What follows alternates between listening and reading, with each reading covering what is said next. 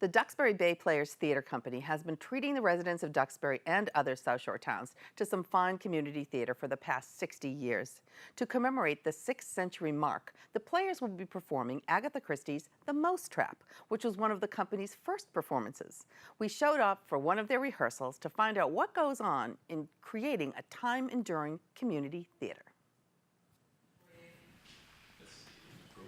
Any community theater is generally a volunteer organization. I can't tell you what it exactly means to the town of Duxbury. It was begun by Duxbury residents in 1956, and so it was based in Duxbury. And as it moved along, certainly it drew in participants from many of the surrounding towns and even beyond, Braintree, Weymouth, etc. So I hope that the town of Duxbury, as an entity, appreciates the fact that it has a local theater group and that they point to it as one of the assets in the town.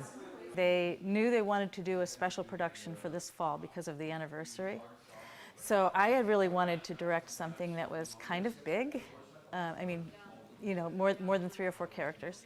And I wanted to do something that they'd done a really long time ago, or something from 60 years ago, or approximately that period. And they had done The Mousetrap by Agatha Christie. They produced it the month that I was born, in 1959, in November. And so I figured, when I heard that, it was kind of cool. I want it to be a really good show for the viewer. So I want them to kind of be at the edge of their seat most of the time. So I have to really work hard with the actors to make sure that there's a good fight. Because if it's not a good fight, people kind of sit back and fall asleep. Going into it, it's just exciting to be just out of college and already doing theater again. I kind of thought there would be a longer break, but it's just kind of nice how close it is. I live in Duxbury, so my commute to the Bay Players takes like 5 minutes, and I get to do something I love to do.